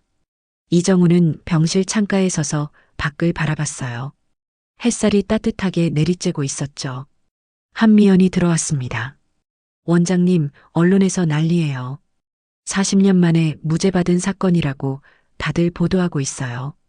그래요? 네. 그리고 최민호 행방도 찾았대요. 인천공항에서 출국하려다 체포됐다고 합니다. 이정우는 고개를 끄덕였어요. 다행이네요. 원장님, 한미연이 조심스럽게 물었어요. 박영식 씨, 얼마나 버티실 수 있을까요? 이정우는 대답하지 않았어요. 그저 아버지가 누워있는 침대를 바라봤죠. 아버지, 조금만 더 함께 있어요. 저녁이 되어 박영식이 깨어났어요. 정우야. 네, 아버지. 여기 있어요. 박영식은 아들을 보며 미소 지었어요. 아빠, 꿈 꿨어. 무슨 꿈이요? 내 엄마가 나왔어. 순이가 수고했어요, 여보. 그러더라. 박영식의 눈에서 눈물이 흘렀어요. 아빠, 이제 순이한테 가도 되겠지? 아버지, 걱정하지 마. 아빠, 행복해. 정말 행복했어? 박영식은 이정우의 손을 꼭 쥐었어요. 정우야, 사랑해. 정말 사랑해. 저도 사랑해요, 아버지. 두 사람은 그렇게 손을 잡고 있었어요. 40년 만에 재회, 40년 만에 무죄, 40년 만에 행복. 하지만 시간은 너무 빨리 흘러가고 있었습니다. 그날 밤 박영식의 상태가 급격히 악화됐어요. 호흡이 불규칙해졌고 의식도 희미해졌죠. 의료진이 급히 응급처치를 했지만 박영식은 점점 약해지고 있었습니다. 원장님, 이제 담당 의사가 조심스럽게 말했어요. 시간이 얼마 안 남았습니다. 이정우는 아버지 곁으로 갔어요. 박영식의 손을 꼭 잡았죠. 아버지, 포기하지 마세요. 조금만 더 버티세요. 박영식은 희미하게 눈을 떴어요. 정우야, 괜찮아. 아빠는 이제 충분해. 안 돼요. 저 혼자 남겨두고 가시면 안 돼요. 정우야, 넌 이제 혼자가 아니야. 박영식이 미소 지었어요. 아빠가 항상 내 마음속에 있을 거야. 엄마도 함께. 아버지, 행복하게 살아. 아빠, 걱정 말고. 박영식의 목소리가 점점 작아졌습니다. 사랑한다. 정우야, 정말 사랑해. 저도 사랑해요. 아버지, 많이 사랑해요. 박영식은 마지막으로 아들을 바라보며 환하게 웃었어요. 그리고 천천히 눈을 감았습니다. 박영식은 그날 밤을 넘기지 못할 거라고 의료진은 말했어요. 하지만 아버지는 다음날 아침에도 여전히 숨을 쉬고 있었습니다. 희미하게 하지만 분명히 살아 있었어요. 이정우는 밤새 아버지 곁을 지켰죠. 아버지의 손을 잡고 옛날 이야기를 들려줬습니다. 어릴 적 고아원에서의 기억들, 의대 다닐 때의 힘들었던 순간들, 처음 의사가 됐을 때의 설렘. 아버지, 제가 처음 수술 성공했을 때요. 그때 누군가 잘했어라고 말해줬으면 했어요. 어깨를 토닥여주는 사람이 있었으면 했죠. 박영식은 눈을 뜨지 못했지만 손가락이 미세하게 움직였어요. 근데 이제는 그 사람이 생겼어요. 아버지가 계시잖아요. 이정우의 눈에서 눈물이 흘렀습니다. 그러니까 조금만 더 버티세요. 우리 함께 할 날이 아직 많이 남았어요. 그런데 기적이 일어났어요. 박영식은 다음 날도 그 다음 날도 눈을 떴습니다. 의식은 오락가락했지만 분명히 살아있었어요. 환자분, 의지가 정말 대단하세요. 담당 의사도 놀라워했죠. 보통은 이 정도 상태면 하루도 못 버티는데 이정우는 알고 있었어요. 아버지가 자신과 함께 있고 싶어서 버티고 계시다는 걸. 일주일이 지났어요. 박영식의 상태는 여전히 심각했지만 가끔씩 눈을 뜨고 이정우를 바라봤습니다.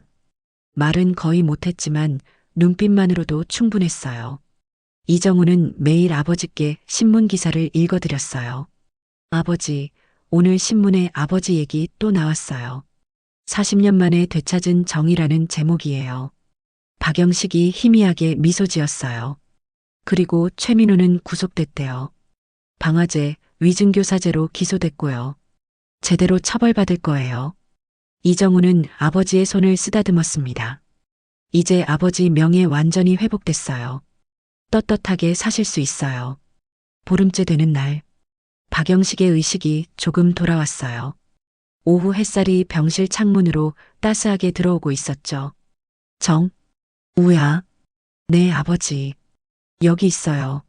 박영식은 아들을 보며 손을 들어 이정우의 얼굴을 쓰다듬으려 했어요. 하지만 힘이 없어서 손이 떨렸죠.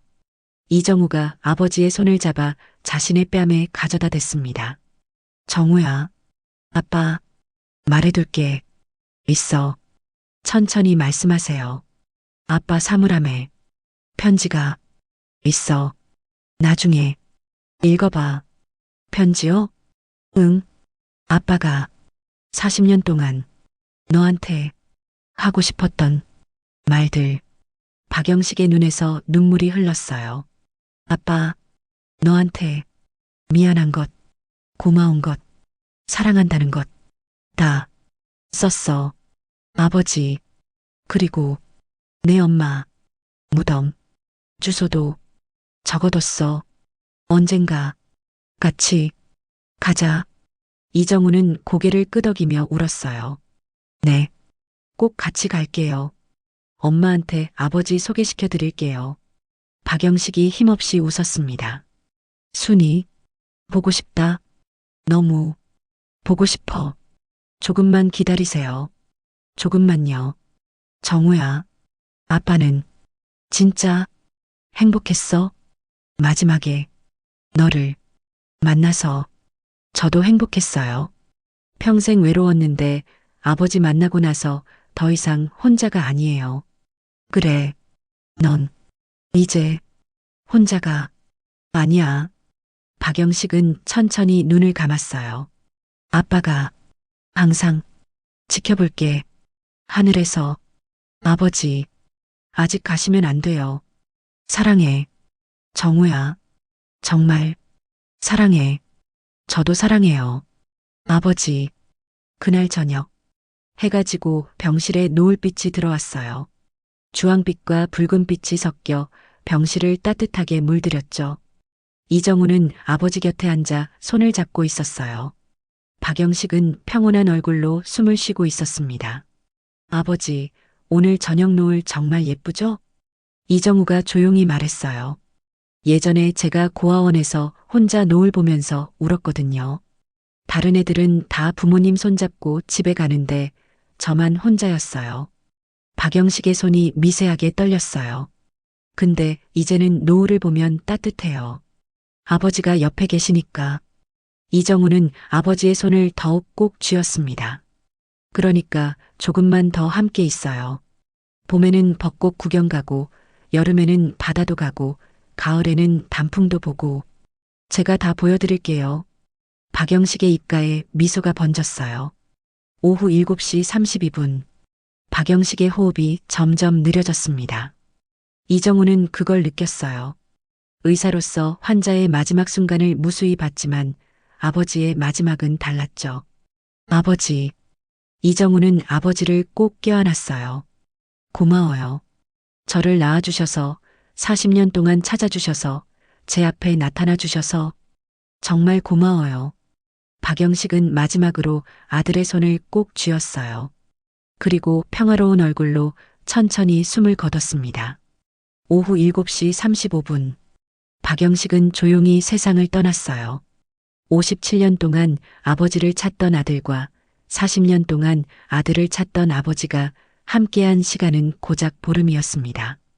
하지만 그 보름은 두 사람의 인생에서 가장 따뜻한 시간이었어요. 장례식장은 조문객들로 북적였어요. 병원 직원들, 박영식의 무죄를 도왔던 변호사들, 그리고 신문 기사를 보고 찾아온 낯선 사람들까지. 40년 만에 아들 찾으셨다는데 너무 일찍 가셨네요. 그래도 마지막에 무죄 받으시고 가셔서 다행이에요. 이정우는 영정 앞에 앉아 조문객들을 맞이했어요. 영정 사진 속 박영식은 처음으로 환하게 웃고 있었습니다. 무죄 판결 받던 날 법정에서 찍은 사진이었어요. 한미연이 조문을 왔어요. 원장님, 많이 힘드시죠? 괜찮아요. 이정우는 영정을 바라봤어요. 아버지가 행복하게 가셨어요. 그걸로 충분해요. 한미연의 눈시울이 붉어졌습니다. 원장님, 박영식 씨가 남기신 편지 찾으셨어요? 네, 어젯밤에 읽었어요. 이정우는 주머니에서 낡은 편지를 꺼냈어요. 편지는 박영식이 병원에 오기 전부터 틈틈이 써둔 거였어요. 떨리는 글씨로 빼곡하게 적혀 있었죠. 정우야, 아빠가 이 편지를 쓰는 건 혹시 말로 다 하지 못하고 갈까봐 걱정돼서야. 40년 동안 널 찾아 헤맸어. 전국을 돌아다니고 수없이 고아원을 찾아갔지. 포기하고 싶을 때도 많았어. 하지만 포기할 수가 없었어. 넌 아빠의 유일한 아들이었으니까. 미안해. 아빠가 무능해서 너를 지켜주지 못했어. 네가 고아원에서 양부모 집에서 얼마나 힘들었을지 생각하면 가슴이 찢어져. 고마워. 40년 만에 만난 아빠를 거부하지 않아줘서. 주차관리원으로 일하는 아빠를 부끄러워하지 않아줘서. 아들이라고 불러줘서. 사랑해. 정말 사랑해, 정우야. 태어나서 지금까지 단 한순간도 너를 사랑하지 않은 적이 없어. 40년 동안 매일 밤 너를 생각하며 잠들었어. 행복하게 살아라. 아빠 걱정하지 말고. 아빠는 이제 내 엄마한테 가서 자랑할 거야. 여보, 우리 정우 훌륭하게 컸어. 의사가 됐어. 병원장이야라고. 아빠는 항상 내 곁에 있을 거야. 하늘에서 지켜볼게. 힘들 때는 하늘을 봐. 아빠가 응원하고 있을 거야. 사랑한다, 정우야. 영원히 너의 아버지, 박영식. 이정우는 편지를 읽고 또 읽었어요. 그때마다 눈물이 났죠. 장례식 사흘째 되는 날 발인식이 열렸어요. 관이 운구차에 실리고 이정우는 영정을 들고 뒤따랐습니다. 많은 사람들이 배웅했어요. 고인의 명복을 빕니다. 좋은 곳으로 가세요. 운구차가 출발했어요. 이정우는 차 안에서 아버지의 영정을 무릎에 올려놓고 조용히 말했습니다. 아버지, 이제 엄마한테 가시는 거예요. 40년 만에 만나시는 거죠. 이정우는 편지에 적혀 있던 어머니 산소 주소를 기억했어요. 경기도 어느 공동묘지. 박영식은 돈이 없어서 아내를 제대로 된 묘지에도 못 모셨다고 했죠. 엄마한테 가서 자랑 많이 하세요. 아버지가 무죄 받으셨다고, 아들 찾으셨다고. 산소는 한적한 야산에 있었어요. 40년 동안 방치돼 있던 무덤은 풀이 무성했고 비석도 낡아 있었죠. 비석에는 김순이라는 이름이 희미하게 새겨져 있었어요. 어머니, 저예요. 정우예요. 이정우는 어머니 무덤 앞에 무릎을 꿇고 절했어요. 처음 뵙습니다. 늦어서 죄송해요. 눈물이 흘러내렸습니다. 어머니, 아버지 모시고 왔어요. 40년 만에 함께 오셨어요. 박영식의 관이 김순이의 곁에 묻혔어요. 40년을 떨어져 있던 부부가 드디어 다시 만난 거였죠. 이제 둘이서 함께 계세요. 더 이상 외롭지 않게. 이정우는 두 무덤 앞에 앉아 한참을 울었어요. 1년이 흘렀습니다. 이정우는 여전히 한국대학병원 병원장으로 일하고 있었어요. 하지만 예전과는 많이 달라져 있었죠. 책상 위에는 아버지 사진이 놓여 있었고 서랍에는 아버지가 품고 다니던 은빛 명찰이 소중히 보관돼 있었어요. 박정우라고 적힌 그 명찰. 이정우는 아버지가 하시던 일을 이어가기로 결심했어요. 매주 토요일마다 서울 동부 고아원을 찾아가 아이들에게 무료 진료를 해주었죠. 자신처럼 부모 없이 자라는 아이들에게 따뜻한 손길을 내밀었습니다. 괜찮아. 선생님이 있잖아. 아픈 아이의 머리를 쓰다듬으며 이정우는 말했어요. 혼자가 아니야. 많은 사람들이 너를 응원하고 있어. 아이가 이정우를 올려다보며 웃었어요. 이정우는 그 모습에서 어린 시절 자신의 모습을 봤습니다. 어느 주말 오후, 이정우는 부모님 산소를 찾아갔어요. 이제는 깨끗하게 정리된 묘지, 새 비석도 세웠고 주변에 꽃나무도 심었죠. 아버지, 어머니, 잘 지내세요? 이정우는 무덤 앞에 앉아 안부를 전했어요. 오늘 고아원에서 한 아이가 제게 아저씨는 부모님 계세요? 라고 물어보더라고요. 이정우는 미소 지었어요. 저는 응, 있어. 하늘에 계셔라고 대답했어요. 처음으로 당당하게 부모님이 있다고 말할 수 있었어요.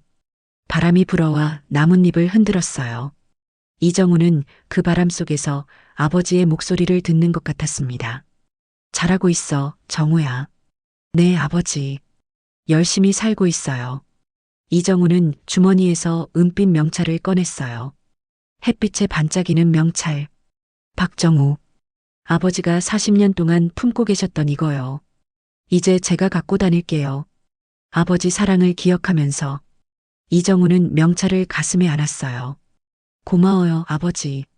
40년 동안 저를 잊지 않으셨고 끝까지 저를 찾아주셔서 덕분에 저는 더 이상 버림받은 아이가 아니에요.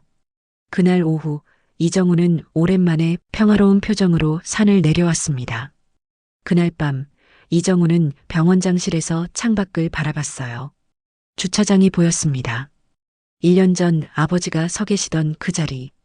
지금은 다른 주차관리원이 일하고 있었지만 이정우는 여전히 그곳을 볼 때마다 아버지를 떠올렸어요. 아버지가 처음 저를 봤을 때 얼마나 떨리셨을까. 40년을 기다린 재회였는데 이정우는 미소 지었어요. 책상 서랍을 열고 아버지의 편지를 꺼내 다시 한번 읽었습니다. 벌써 수백 번은 읽은 편지지만 읽을 때마다 새로웠어요. 사랑한다, 정우야. 영원히 너의 아버지, 박영식.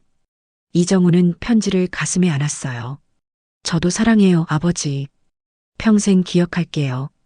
2년 후, 한국대학병원 로비에 작은 동판이 설치됐어요. 박영식 기념관. 이정우가 아버지를 기리기 위해 만든 무료 진료실이었습니다.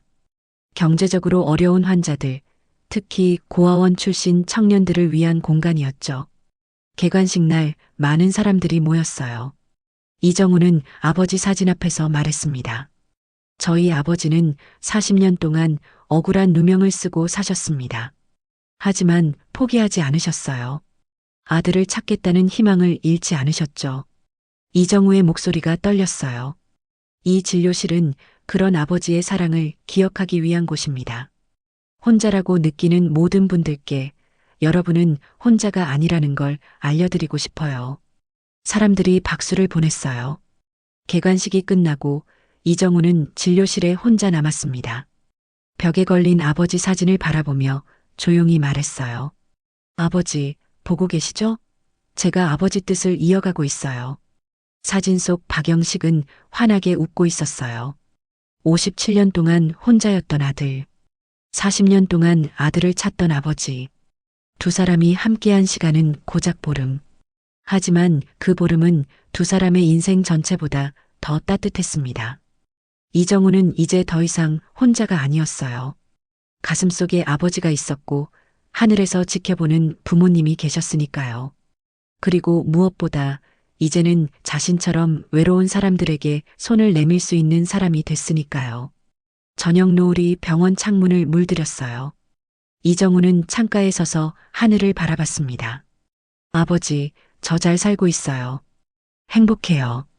바람이 불어와 머리카락을 흔들었어요. 이정우는 그 바람 속에서 아버지의 대답을 들었습니다. 알아. 아빠도 행복해, 정우야.